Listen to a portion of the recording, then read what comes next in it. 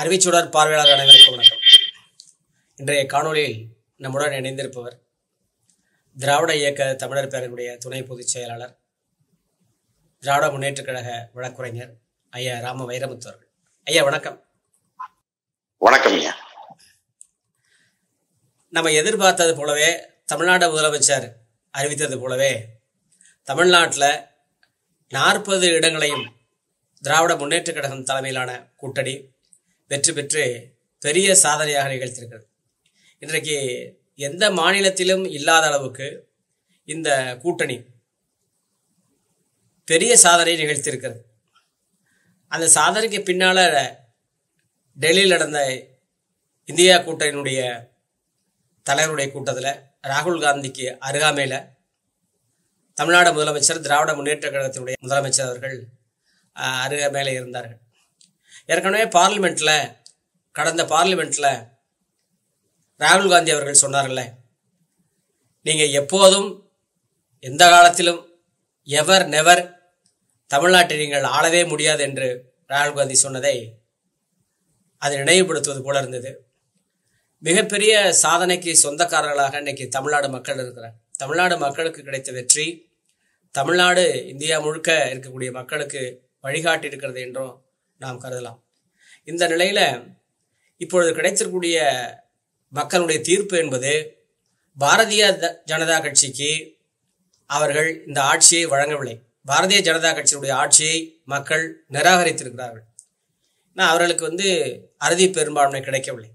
எனவே ஆட்சி அமைப்பதற்கு இன்னும் பல கட்சிகளை போய் பார்த்து கட்சிகளை அவர்கள் கன்வின்ஸ் செய்து அவர்களை உடன்பட செய்து என்னென்ன வாக்குறுதிகள் வழங்கியிருக்கிறார்கள் என்று தெரியவில்லை. வெளியில் சொல்லுவது ஒன்றாக இருக்கும், உள்ளே வேறு ஏதாவது செய்திகள் கூட இருக்கலாம். இப்படி பல கூட்டணியினுடைய ஒன்றாக ஒரு கலவையாக இந்த கூட்டணி ஆட்சி இருக்கிறது. இந்த ஆட்சியை பற்றி நீங்கள் உங்களுடைய பார்வை. அதாவது நீங்கள் குறிப்பிட்டதை போல இந்திய மக்களுடைய ஏகோபித்த நம்பிக்கையோடு இந்த ஆட்சி அமையவில்லை அப்படிங்கிறது எல்லாருக்கும் தெரியும். அதை நேற்றைய தினம் நடைபெற்ற அந்த பதவியேற்பிலே பங்கேற்றவர்களுடைய அந்த ஆளுங்கட்சியினுடைய முகத்தை பார்த்தாலே தெரியும். அவங்க யாருமே ஒரு மகிழ்ச்சிகரமாக அந்த நிகழ்வில் பங்கேற்கவில்லை. இதற்கு முன்பாக நடைபெற்ற அந்த தேசிய ஜனநாயக கூட்டணி கட்சியினுடைய தலைவர்கள் கூட்டமாக இருந்தாலும் சரி, அந்த நாடாளுமன்ற உறுப்பினர்கள் கூட்டமாக இருந்தாலும் சரி, எங்கேயுமே அவர்களுக்கு ஒரு பெரிய வெற்றி பெற்றுட்டோம், நம்ம ஒரு கட்சி 3வது முறை ஆட்சிக்கு வந்திருக்கிறது, ஆனால் அதற்கான மகிழ்ச்சி அவங்ககிட்ட அங்க எதுவுமே இல்லை. அப்போ அதனுடைய சூட்சமம் என்ன என்று நாம் புரிந்து கொண்டோமே. ஆனால் இந்த வெற்றி அவர்களுக்கு எதற்குமே உதவாத ஒரு வெற்றி. ஏன்னா அவங்களுடைய திட்டம் பார்த்தீங்க அப்படின்னா, அவங்களுடைய அடுத்தடுத்த திட்டம் எல்லாம் என்ன அப்படின்னா, இப்போ பொது சிவில் சட்டம் கொண்டு வரணும், இந்து ராஷ்டிரம் அமைக்கணும், ஒரே நாடு ஒரே தேர்தல், இப்படி அவர்களுடைய செயல் திட்டங்கள் எதையும் இப்போது நேற்று பதவியேற்று கொண்ட இந்த அமைச்சரவையால் அவங்களால செய்யவே முடியாது இந்த காலத்துல. அப்படின்றதுனால அவர்களை பொறுத்தளவு இந்த வெற்றியை அவங்க கொண்டாட முடியாத ஒரு நிலையில தான் அவங்க இருக்காங்க. ஏன் அப்படின்னா, இன்னைக்கு ஒரே நாடு ஒரே தேர்தல் அப்படிங்கிற திட்டத்தை தெலுங்கு தேசம் கட்சியினுடைய தலைவரும் ஆந்திரா முதல்வராக பதவியேற்க இருக்கக்கூடிய சந்திரபாபு நாயுடு தீவிரமா எதிர்க்கிறார். அதே போல ஐக்கிய ஜனதாதளத்தினுடைய தலைவரும் பீகார் முதலமைச்சரான நிதிஷ்குமார் என்ன சொல்றாருன்னா, கண்டிப்பாக ஜாதிவாரி கணக்கெடுப்பு ஒட்டுமொத்த இந்தியா முக்கியம் நடக்கணும் அப்படின்னு கேட்கிறார். இதெல்லாம் பாஜகவுக்கு ஏற்றுக்கொள்ளாத ஒன்று இதெல்லாம். அப்போ இதை எப்படி அவர்களால செய்ய முடியும்? அப்போ இந்த கூட்டணி ஒரு முரண்பாடுகளுடைய மொத்த உருவமாக இருக்கிறது. பாஜக நினைக்கக்கூடிய அவர்களுடைய வேலை திட்டங்களை இந்த ஆட்சியிலே செய்ய முடியாது என்பதை அவர்கள் உணர்ந்திருக்கிறார். அப்போ அதனாலதான் அவர்கள் இந்த வெற்றியை கொண்டாடாமல் இருக்கிறார். இன்னொன்னு பாத்தீங்கன்னா, நீங்கள் குறிப்பிட்டதை போல தமிழ்நாட்டு இன்றைக்கு ஒட்டுமொத்த இந்தியாவிற்கு வழிகாட்டியாக விளங்கக்கூடிய ஒரு மிகப்பெரிய வெற்றியை இந்தியா கூட்டணிக்கு பெற்றி தந்திருக்கிறது 40க்கும் 40 என்று ஒரு 100% வெற்றி இன்றைக்கு நமக்கு கிடைத்திருக்கிறது. இப்போ இது பாத்தீங்க, ஒரு 20 ஆண்டுகளுக்கு முன்பாக 2004 இதே போல 40க்கும் 40 தலைவர் கலைஞர் தலைமையிலே வெற்றி பெற்றோம். அப்போது பாஜக ஆட்சி முடிவுக்கு கொண்டு வரப்பட்டு ஐக்கிய முற்போக்கு கூட்டணியினுடைய ஆட்சி மலர்ந்தது. பிரதமராக மன்மோகன் சிங் பொறுப்பேற்றார். அதே நிலைதான் இப்போதும் வந்திருக்கணும். ஆனா வெறும் ஒரு 20-30 தொகுதிகளில் பாத்தீங்கன்னா குறைந்த வாக்கு வித்தியாசத்தில் பாஜக வெற்றியை பெற்றுவிட்ட காரணத்தினால இன்னைக்கு காங்கிரஸ் இந்தியா கூட்டணி ஆட்சிக்கு பொறுப்பேற்க இயலாத ஒரு நிலையில் இருக்கிறது. அது ஒரு புறம் இருந்தாலும் கூட அந்த தமிழ்நாட்டுக்கு பெற்றிருக்கிற அந்த வெற்றி இந்த இந்தியா கூட்டணி அமைவதற்கு காரணமாக இருந்து அமைந்ததிலிருந்து முதல்வர் மு.க.ஸ்டாலின் தொடர்ச்சியாக வலியுறுத்தி வந்தது என்ன அப்படின்னா, தமிழ்நாடு மாதிரி நீங்க எல்லா கட்சியும் ஓரணியில இணைங்க, அந்த பாஜக அல்லாத அணிக்கு ஒரே அணியா நிற்க வேண்டும், அப்போதுதான் அந்த வாக்குகளை அப்படியே நாம் மொத்தமாக பெற முடியும் அப்படிங்கிற தொடர்ச்சியா அவர் இந்தியா கூட்டணியினுடைய கூட்டத்தை எல்லாத்திலுமே அவர் வலியுறுத்தி கொண்டே வந்தார். அதை போன்றுதான் இன்றைக்கு பல மாநிலங்களில் அப்படி அணி அமைக்கப்பட்டது. மகாராஷ்டிராவா இருக்கட்டும், பீகாரா இருக்கட்டும், உத்தரப்பிரதேசமா இருக்கட்டும், இப்படி எல்லா இடங்கள்லயும் அப்படி அணி அமைக்கப்பட்டது. அப்போ இந்தியா கூட்டணி பெரும்பான்மை பெற இயலாத ஒரு காரணம் என்னன்னு இன்னைக்கு நம்ம பார்த்தோம்னா, தளபதி மு.க.ஸ்டாலின் அவர்கள் குறிப்பிட்டதை போல ஒரு அணியை எந்தெந்த மாநிலங்களில் நாம் அமைக்க முடியவில்லையோ அந்த இடத்துல தோத்திருக்கும். இப்போ உதாரணத்திற்கு ஆந்திராவில் சந்திரபாபு நாயுடு நாம் முன்பே முடிவு செய்து அவரை இந்த அணியில சேர்த்திருந்தோம் அப்படின்னா, ஏன்னா தேர்தலுக்கு முன்பு வரைக்கும் பாஜகவோடு அவர் இணக்கமா இல்லை. ஒரு முறை சந்திரபாபு நாயுடு நேரடியா டெல்லிக்கு அவர் பிரதமருக்கு சந்திப்பதற்கு அவருக்கு அப்பாயின்மெண்ட் கிடைக்காம அவர் திரும்பி போனதெல்லாம் பார்த்தோம். ஆனால் இறுதி கட்டத்துல பாத்தீங்கன்னா அந்த ஜனசேனாவுடைய தலைவராக இருக்கக்கூடிய பவன் கல்யாணுடைய முயற்சியின் காரணமாக சந்திரபாபு நாயுடு அந்த அணியில இணைக்கப்பட்டார். ஆனா அந்த இடத்துல காங்கிரஸ் கொஞ்சம் முந்தி கொண்டிருக்க வேண்டும். அதே போல பாத்தீங்கன்னா ஒடிசாவை எடுத்துக்கொண்டால் பிஜு ஜனதாதள் எந்த அணியிலும் இல்லாமல் இருந்தது. பிஜு ஜனதாதளை நம்ம காங்கிரஸ் அணிக்குள் இவர்கள் முன்பே சேர்த்திருக்க வேண்டும். அப்ப அவங்க எந்த அணியிலும் இல்லாமல் தனியா நின்றதுனால அதே போல பிஜு ஜனதாதளை குறிவைத்து பாஜக பயங்கரமா பிரச்சாரம் பண்ணுச்சு. அப்ப அங்கே ஐஏஎஸ் அதிகாரியாக இருக்கக்கூடிய கார்த்திகேய பாண்டியன் அவர்கள் மீது கூட விமர்சனங்களை முன்வைத்து அங்கே மொழி வெறியை இனவெறியை தூண்டி ஒரு மக்களுக்கு ஒரு பெரிய வெற்றியை இங்கே ஒடிசாவிலே பெற்று விட்டார். அப்ப இது போன்ற மாநிலங்களில் அவர்கள் பெற்ற இடங்கள் தான் அவர்களுக்கு அந்த பெரும்பான்மை இடங்களுக்கு அவர்கள் பெறுவதற்கு அவர்களுக்கு உதவி செய்கிறது. அப்போ இதை மு.க.ஸ்டாலின் அவர்கள் சொன்னதை போல நம்ம இந்தியாவுடைய எல்லா மாநிலங்களிலும் இதை போல ஒரு அணியை கட்டமைத்திருந்தால் இன்றைக்கு பாஜக சொல்லி கொண்டிருந்த அந்த 400 இந்தியா கூட்டணி பெற்றிருக்கும். இப்ப அதை நமக்கு ஒரு சில மாநிலங்களில் அப்படி ஒரு அணியை அமைக்க இயலாத காரணம் தான் பாத்தீங்கன்னா இன்றைக்கு அந்த பெரும்பான்மை இடத்திற்கு ஒரு 30-40 இடங்கள் குறைவாக இன்றைக்கு இந்த கூட்டணி பெற்றிருக்கிறது. இருந்தாலும் கூட இதற்கு முன்பு காங்கிரஸ் இருந்த நிலைமை, இதற்கு முன்பு எதிர்கட்சிகள் இருந்த நிலைமைக்கு இப்போது பெற்றிருக்கிற வெற்றி என்பது ஒரு மிகப்பெரிய எழுச்சி. உதாரணத்துக்கு காங்கிரஸ் கடந்த 2 முறையாக அவர்கள் 50 தாண்டல. ஆனா இந்த முறை 99 இடங்களை வென்றது. வெற்றிக்கு பிறகு ஒரு சுயேட்சை இணைந்ததால் இன்றைக்கு அவர் 3 இலக்கமாக 100 இடங்களை இன்றைக்கு காங்கிரஸ் கட்சி பெற்றிருக்கிறது. ஆனா 2014 தேர்தலையும் சரி 19 தேர்தலையும் சரி அவங்க 50க்கும் குறைவான இடங்கள் தான் பெற்றிருந்தார். அப்போ அந்த காங்கிரஸ் கட்சி இன்றைக்கு ஒரு மீட்டுருவாக்கம் பெற்று அவர்கள் வளருவதிலே ஒரு கூட்டணி கட்சி தலைவராக தளபதி மு.க.ஸ்டாலின் அவர்களுடைய பங்களிப்புன்றது ஒரு மிகப்பெரிய விஷயம். இப்ப ராகுலை இந்த அணிக்கு எதிராக ராகுல் ஒரு தளபதி ஆவதற்கே ராகுலை மோல்டு பண்றாரு நம்முடைய முதல்வர் ஸ்டாலின் அவர்கள் தான் மோல்டு பண்றாரு. ஸோ இப்போ நம்ம மு.க.ஸ்டாலின் அவர்களுடைய அந்த நமக்கு நாமே பயணத்தினோட ஒரு வடிவமா தான் பாரத் ஜோடா யாத்திரா இந்திய ஒற்றுமை பயணம் என்பது தொடங்கியது. அதை போலவே பாத்தீங்க அப்படின்னா நம்முடைய இடதுசாரி இயக்கங்கள் எடுத்துக்கிட்டீங்கன்னா இன்றைக்கு இந்திய கம்யூனிஸ்ட் கட்சி ஒட்டுமொத்தமாக தேசிய அளவிலே பெற்றிருக்கிற இடங்கள் பாத்தீங்கன்னா 2 இடங்கள் தான். அந்த 2 இடங்கள் தமிழ்நாட்டிலே அவர்கள் வெற்றி பெற்ற இடங்கள். அதே போல இந்திய கம்யூனிஸ்ட் மார்க்சிஸ்ட் கட்சியினுடைய மொத்த இடங்கள் 3 தான் தேசிய அளவில். அதில் 2 இடங்கள் தமிழ்நாடு தந்திருக்கிறது, 1 இடம் கேரளால பெற்றிருக்காங்க. இதே நிலைமைதான் போன 2019 தேர்தலில். ஆக ஒரு தலைவன் தன் இயக்கத்தை வளர்த்துக் கொள்வது மட்டுமில்லாமல் ஒரு கூட்டணிக்கு தன்னுடைய பங்களிப்பை கொடுத்து அவர்களுக்கு நம்முடைய பெஸ்டா எவ்வளவு பண்ணி தர முடியும். இப்ப இந்திய யூனியன் முஸ்லீம் லீக் கேரளாவில் 2 இடங்கள் வெற்றி பெற்றிருக்கிறது, தமிழ்நாட்டில் 1 இடம், மொத்தம் 3 இடத்துல 3ல் 1 பங்கு இடம் நம்ம தான் கொடுத்துருக்கோம். இப்போ காங்கிரஸே எடுத்துக்கிட்டீங்கன்னா கூட 100ல் 10 இடம் இந்த 40ல இருந்து வந்திருக்கு. அப்ப காங்கிரஸுடைய வெற்றியில் ஒரு 10% இந்த தமிழ்நாடு பங்களித்திருக்கிறது. இடதுசாரிகளுடைய இந்திய கம்யூனிஸ்ட் கட்சியினுடைய வெற்றியில 100% தமிழ்நாடு தான் பங்களிச்சு. இந்திய கம்யூனிஸ்ட் மார்க்சிஸ்ட் கட்சியுடைய வெற்றியில 3ல் 2 பங்கு பங்களிப்பு வழங்கியது தமிழ்நாடு. ஆக இப்படி இந்தியா கூட்டணியினுடைய வெற்றிக்கு இந்தியா கூட்டணி உருவாவதற்கு ஒரு காரணமாக இருந்ததோடு மட்டுமல்லாமல் இந்தியா கூட்டணி இன்றைக்கு பெற்றிருக்கிற வெற்றிக்கு ஒரு மிகப்பெரிய பங்களிப்பை வழங்கி இருக்கிறது தமிழ்நாடு. அதே போல் குறிப்பாக தமிழ்நாட்டினுடைய முதல்வரும் திராவிட முன்னேற்ற கழக தலைவருமான தளபதி மு.க.ஸ்டாலின் அவர்கள் தான். ஆக இந்த அணி இதே போல இன்றைக்கு இதே ஒரு ஒருங்கிணைப்போடு தொடர்ந்தால் நீங்க இந்த ஆட்சி நிறைவடையும் வரை கூட நம்ம காத்திருக்க தேவையில்லை. அதைத்தான் மம்தா பானர்ஜியும் சொல்லியிருக்காங்க. இடையிலே கூட ஒரு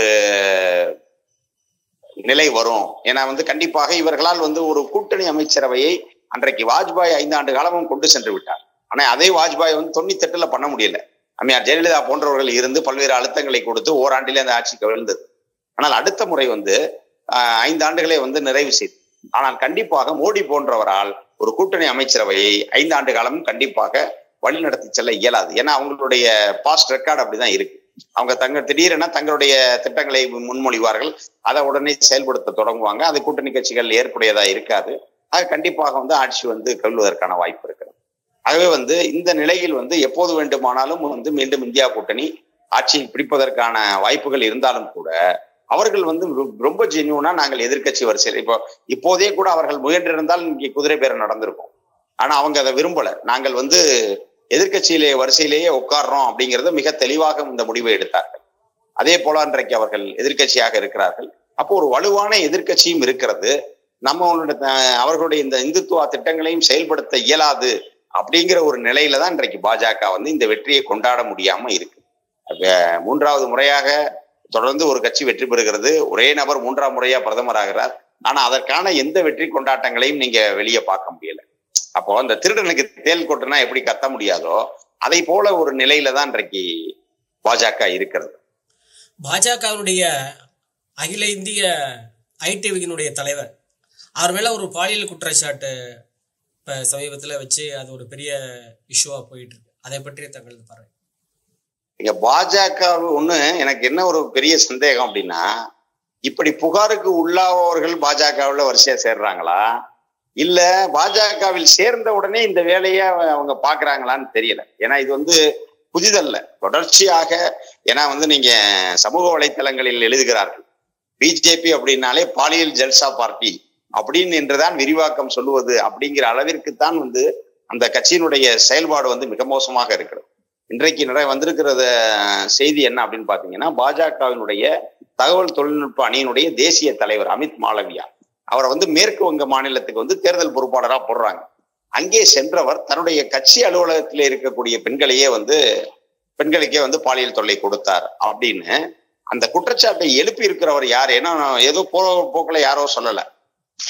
குற்றச்சாட்டை எழுப்பி இருப்பது மேற்கு வங்கத்தினுடைய RSS நிர்வாகிகளில் ஒருவராக, பொறுப்பாளர்களில் ஒருவராக இருக்கக்கூடிய சாந்தனு சின்ஹா அப்படிங்கிறவர் தான் இந்த புகாரை கொடுத்திருக்கிறார். அப்போ இதுல ஓரளவுக்கு வந்து உண்மை இல்லை என்று சொன்னால் எப்படி ஒரு RSS அமைப்பு வந்து ஒரு பிஜேபியினுடைய ஒரு முக்கிய நிர்வாகிக்கு எதிராக இப்படி கொடுக்கும்? அப்போ நாங்க வந்து நாரி சக்தி, பெண்களை நான் வந்து பெரிதும் மதிக்கிறேன், பெண்களை வந்து போற்றுகிறோம் என்று மேடைக்கு மேடை சொல்லுகிற பாஜக, சொல்லுகிற மோடி இன்றைக்கு பதவி ஏற்று முழுதாக வந்து ஒரு நாள் கூட நிறைவடையலை. அதற்குள்ளாக உங்கள் கட்சியினுடைய தகவல் தொழில்நுட்ப அணியினுடைய தேசிய தலைவரே வந்து இப்படி ஒரு புகார்ல சிக்கியிருக்காரு. அதற்கு என்ன நடவடிக்கை எடுக்க போகிறீர்கள்? ஏற்கனவே இதே போன்று உங்களுடைய நாடாளுமன்ற உறுப்பினர் ஒருத்தர் வந்து பிரிட்ஜ் பூஷன் வந்து இந்திய மல்யுத்த கூட்டமைப்போட தலைவராக இருந்த போது அந்த மல்யுத்த வீராங்கனைகளுக்கு பாலியல் தொல்லை கொடுத்தார்னு புகார் வந்தது. அந்த மல்யுத்த வீராங்கனைகள்லாம் வீதிகளில் இறங்கி போராடினார்கள். அவர்கள் பெற்ற பதக்கங்கள், உலக அளவில் போட்டிகளில் பங்கேற்று அவர்கள் பெற்ற பதக்கங்களை எல்லாம் நாங்கள் இனிமேல் இந்தியாவுக்காக விளையாட மாட்டோம்னு சொல்லி கங்கை கரையில வீசி எறிந்தார்கள்.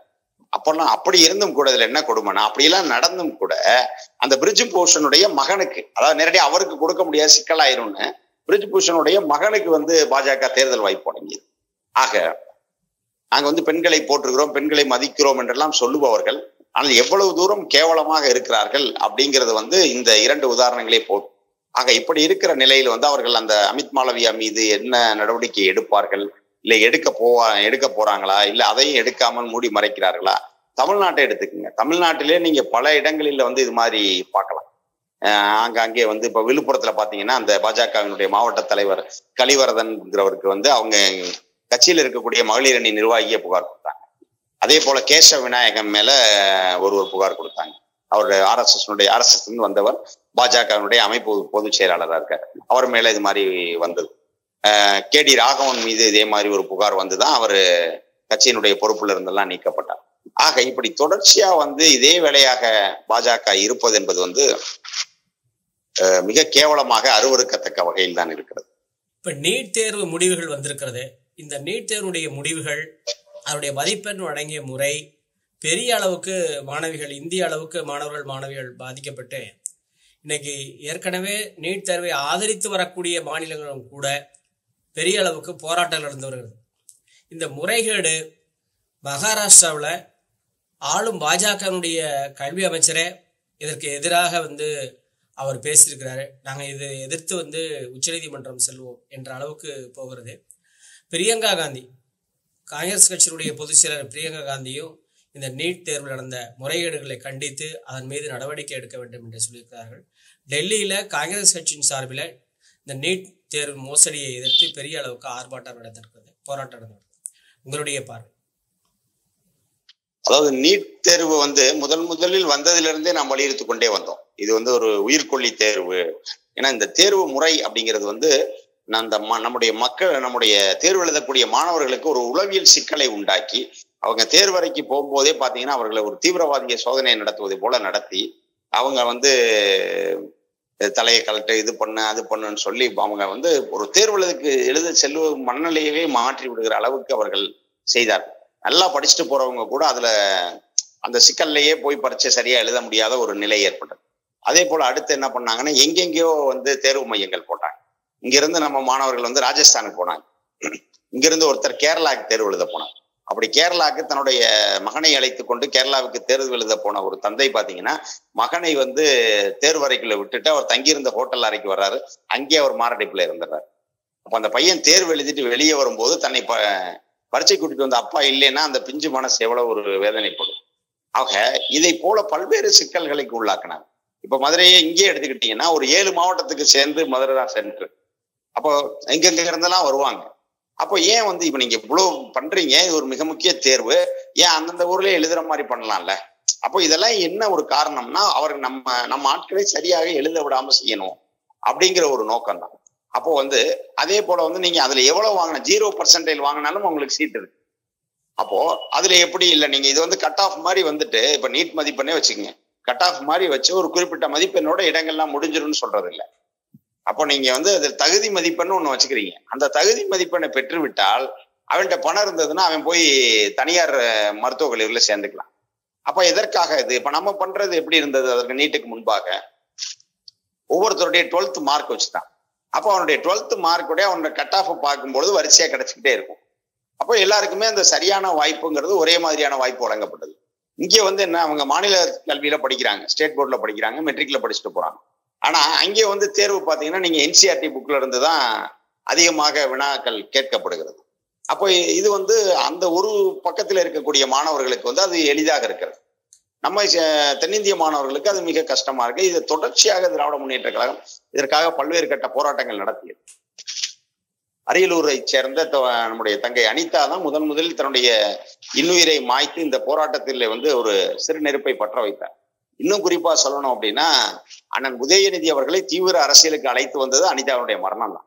அப்ப அந்த நீட் பிரச்சனையில தான் அவர் முழு நேர அரசியலுக்குள்ளேயே வருகிறார். எப்படி தளபதி மு க ஸ்டாலின் அவர்கள் நெருக்கடி நிலையை ஒட்டி நடந்த போராட்டங்களில் கைது செய்யப்பட்டு நெருக்கடி நிலையில கைது செய்யப்பட்டு அவர் முழு நேர அரசியலுக்கு வர்றாரோ, அதே போல இந்த நீட் எதிர்ப்பு போராட்டத்தில் தான் அண்ணன் உதயநிதி முழு நேர அரசியலுக்குள்ள வர்றாரு.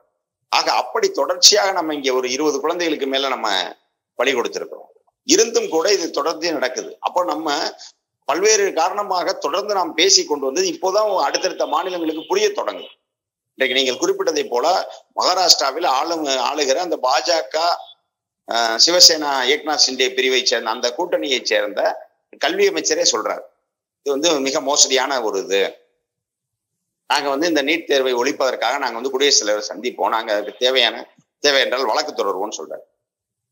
அப்போ பல்வேறு மாநிலங்களும் இன்றைக்கு தமிழ்நாட்டினுடைய நியாயத்தை புரிந்து கொண்டு இன்றைக்கு தமிழ்நாடு எடுக்கக்கூடிய நடவடிக்கைகளுக்கு ஆதரவாக இன்றைக்கு வந்திருக்கிறார்கள். ஆக இது ஒரு மிகப்பெரிய ஒரு மக்கள் புரட்சியாக மக்களுடைய போராட்டமாக மாற தொடங்கும் பொழுது கண்டிப்பாக இது நீட் இன்னும் வெகு விரைவிலேயே நீட் ஒழிக்கப்படக்கூடிய சாத்தியக்கூறுகள் தான் இன்னைக்கு தேசிய அளவில் ஏற்படக்கூடிய அந்த மாற்றங்களை பார்த்தால் தெரிகிறது. இதுவரைக்கும் இந்த ஒன்றிய புதிய அமைச்சரவையில கொடுத்திருக்கக்கூடிய அமைச்சர்கள் எல்லா மாநிலங்களுக்கும் அந்த உரிய பிரதிநிதித்துவம் வழங்கப்பட்டிருக்கிறதா? எப்படி உங்களுடைய பார்வை என்னங்க? அதாவது நீங்க பொதுவாக அந்த ஒன்றிய அமைச்சரவை அப்படின்னு பார்த்தோம்னா தலைமை அமைச்சர் மோடியை தவிர்த்து விட்டு இன்றைக்கு 71 அமைச்சர்கள் பொறுப்பேற்றிருக்கிறார்கள்.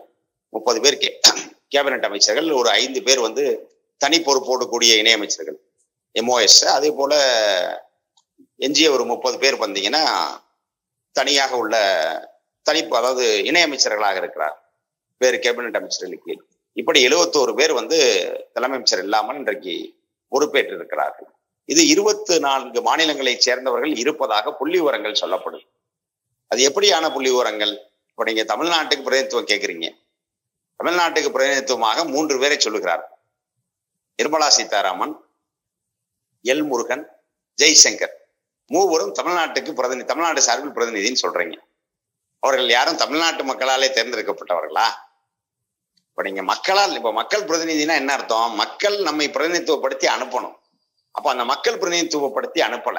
அப்ப அவர்கள் எப்படி நம்முடைய பிரதிநிதிகளாக இருக்க முடியும்? தமிழ்நாட்டில் பிறந்தவர்கள் அப்படிங்கிறதுக்காக நம்ம ஏத்துக்க முடியுமா? இப்போ நிர்மலா சீதாராமன் கர்நாடகத்திலிருந்து மாநிலங்களுக்கு தேர்ந்தெடுக்கப்பட்டிருக்கிறார். எல் முருகன் மத்திய பிரதேசத்திலிருந்து தேர்ந்தெடுக்கப்பட்டிருக்காரு. ஜெய்சங்கர் குஜராத்ல இருந்து தேர்ந்தெடுக்கப்பட்டிருக்காரு. அப்போ நீங்க அவங்கள போய் அவரோட ரெக்கார்டு எடுத்து பாத்தீங்கன்னா, நீங்க மாநிலங்களவை இணையதளத்துல Jaishankar Rajya Sabha MP from Gujarat, he is representing குஜராத்னு தான் இருக்கும். எல்முருகனை பாத்தீங்கன்னா ஹி இஸ் ரெப்ரசன்டிங் மத்திய பிரதேசம் தான் இருக்கும். அப்போ நீங்க எப்படி அவங்கள வந்து தமிழ்நாட்டினுடைய பிரதிநிதியா நீங்க அடையாளப்படுத்த முடியும்? ஆனா இப்படி அடையாளப்படுத்தி அவங்க என்ன சொல்றாங்கன்னா, ஒரு 24 மாநிலங்களுக்கு நாங்கள் பிரதிநிதித்துவம் கொடுத்திருக்கிறோம் அப்படின்னு சொல்றாங்க. இன்னொன்று பாத்தீங்க அப்படின்னா, இந்த 71 பேர்ல 11 பேர் வந்து பாத்தீங்கன்னா கூட்டணி கட்சியை சேர்ந்தவர்களுக்கு 11 அமைச்சரவையில இடமளிக்கப்பட்டிருக்கிறது. அதுலேயும் வந்து குறிப்பாக நான் முன்னரே சொன்னேன், இந்த கூட்டணி வந்து சிக்கலுக்குள்ளாவதற்கான வாய்ப்புகள் அதிகமா இருக்குன்னு. அது அமைச்சரவை பதவியேற்புலேயே எதிரொலிச்சிருச்சு. அவங்க வந்து தேசியவாத காங்கிரஸ் அஜித் பவார் பிரிவுக்கு வந்து ஒரு இடம் கொடுக்குறாங்க, ஒரு இணையமைச்சர் பதவி கொடுக்குறாங்க. ஆனால் அந்த கட்சி நாங்கள் இணையமைச்சர் பதவியை ஏற்றுக்கொள்ள மாட்டோம்னு அறிவிக்குது.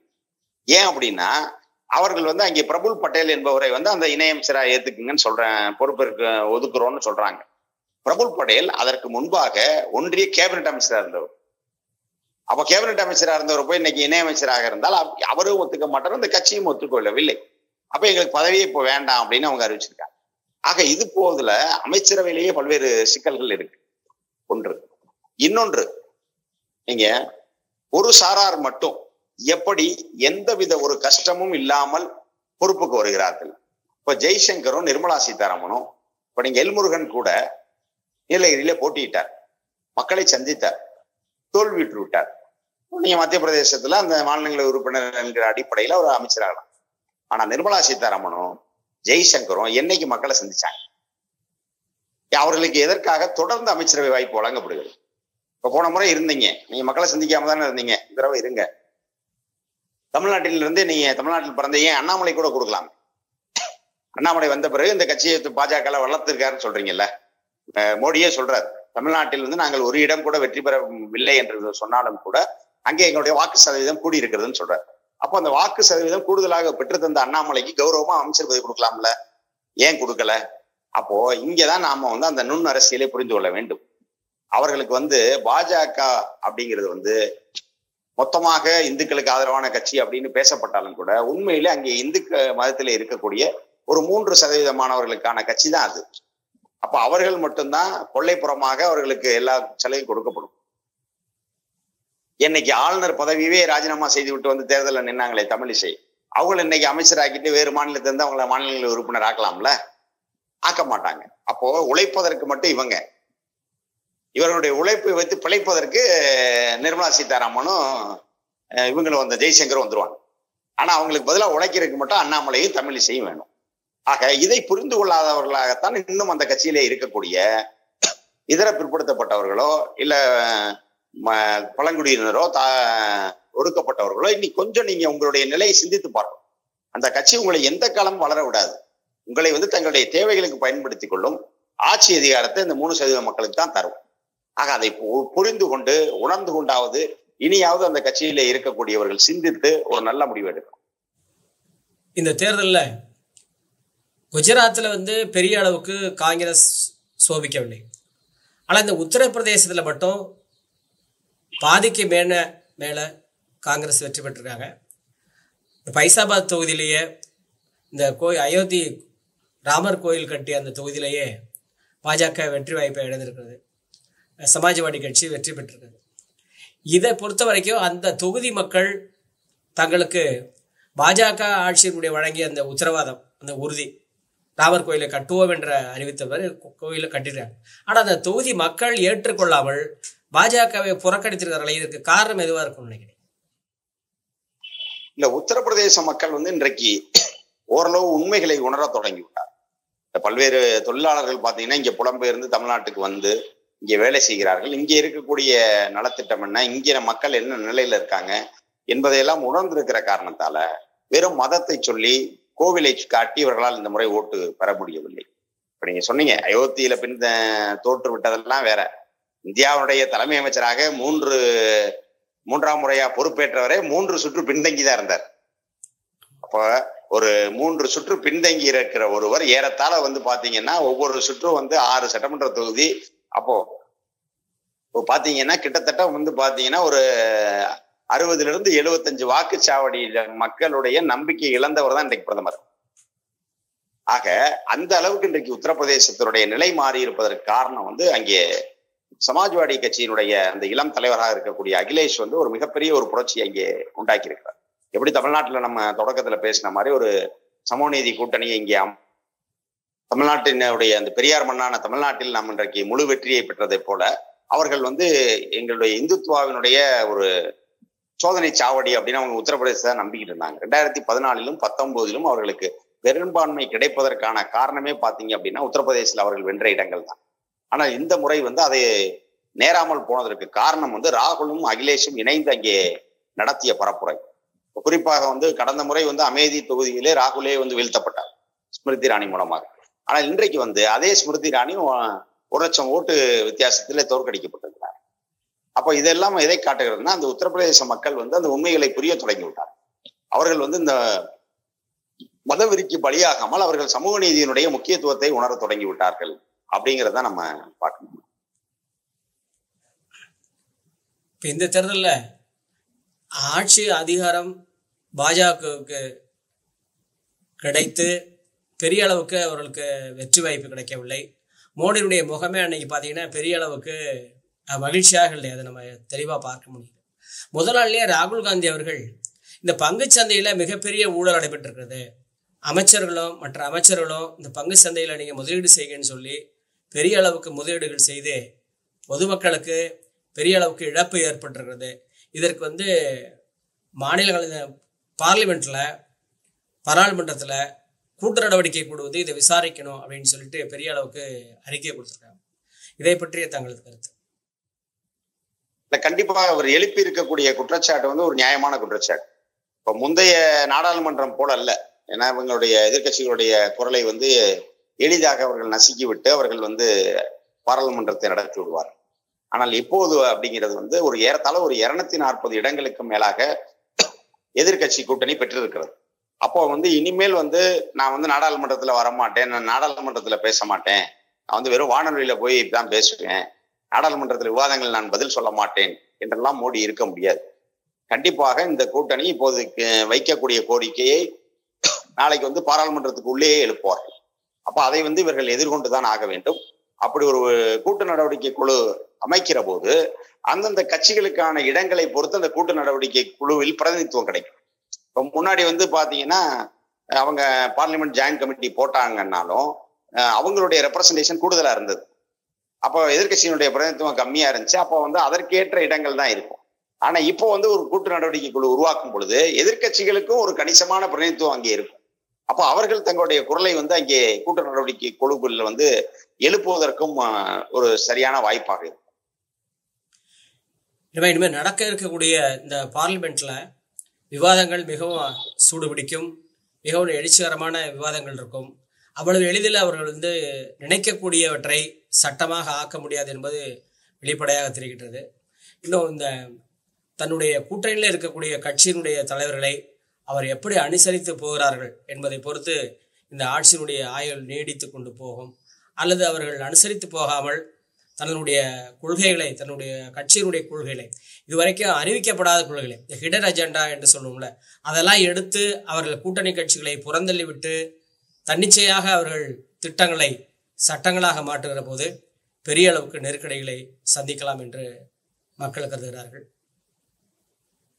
நீங்க என்ன நினைக்கிறீங்க? இல்ல உண்மைதான். அதைத்தான் நான் ஆரம்பத்திலேயே சொன்னேன். கண்டிப்பாக வந்து இப்போ ஒவ்வொரு கொள்கைக்குமே இங்க ஒவ்வொருத்தர் மாற்று கருத்துல இருக்காங்க. இப்போ ஒரே நாடு ஒரே தேர்தல்னா சந்திரபாபு நாயுடு எதிர்ப்பார். இவங்க பாஜக நிலைப்பாடு வந்து ஜாதிவாரி கூட்டணி இது கணக்கெடுப்பு வேண்டாங்கிறது. ஆனா வந்து ஜாதிவாரி கணக்கெடுப்பு பீகார்ல செஞ்சு முடிச்சவர் நிதிஷ். கண்டிப்பா அதை தேசிய அளவுல செய்யணுங்கிறது அவருடைய நிலைப்பாடு. அதே போல வந்து பாத்தீங்கன்னா பொது சிவில் சட்டத்தில் வந்து இவர்கள் நினைப்பது போல் இல்லாமல் அது நிறைய மாற்றங்களோடு தான் கொண்டு வரப்படணும் அப்படிங்கிறது வந்து ஐக்கிய ஜனதாதள் சொல்லுது. அதே போல பாத்தீங்கன்னா எந்த மாநிலத்துக்கும் சிறப்பு அந்தஸ்து கிடையாது அப்படின்னு சொல்லி ஜம்மு காஷ்மீர் கொடுக்கப்பட்ட சிறப்பு அந்தஸ்தை பறித்தவர்கள் பாஜக. ஆனா ஆந்திராவுக்கும் பீகாருக்கும் சிறப்பு அந்தஸ்து கொடுன்னு கேட்கறது தான் சந்திரபாபு நாயுடுவும் நிதிஷும் உடைய குரலாக இருக்கிறது. அப்ப கண்டிப்பாக இங்க வந்து பாஜகவால் அவர்கள் கேட்பதை செய்வதோ இல்ல வந்து இவர்கள் விரும்பாத ஒன்றை பாஜக தெரியாமல் செய்து முடிச்சிடலாம் அப்படிங்கிறதுக்கான ஒரு நிலையே நீங்க வரப்போறது இல்லை. இன்னும் குறிப்பாக வேடிக்கையாகவே எல்லாரும் சொல்லிட்டு இருக்காங்க, என்டிஏ அப்படிங்கிறதே வந்து நேஷனல் டெமோக்ராட்டிக் அலைன்ஸ் இல்லை, இனிமேல் Naidu democratic alliance or Nitish democratic alliance அப்படிங்கிறது தான். இன்னைக்கு நிதிஷும் சந்திரபாபு நாயுடும் என்ன முடிவெடுக்கிறார்களோ அதை மட்டும் தான் இந்த என்டிஏ அரசால் செய்ய முடியுமே தவிர, ஏன்னா இந்த அரசு நீ பாஜக அரசு இல்லை. இப்ப அம்மையார் ஜெயலலிதா வந்து ஒரு காலத்துல 2006 முதல் 2011 வரை தலைவர் கலைஞர் ஆட்சி நடக்கும்போது வார்த்தைக்கு வார்த்தை சொல்லுவாங்க, மைனாரிட்டி திமுக அரசு, மைனாரிட்டி திமுக அரசு. இன்றைக்கு அதுதான். இப்ப பாஜக வந்து தேசிய அளவில் இன்றைக்கு ஒரு மைனாரிட்டி அரசை தான் அமைத்திருக்கிறது.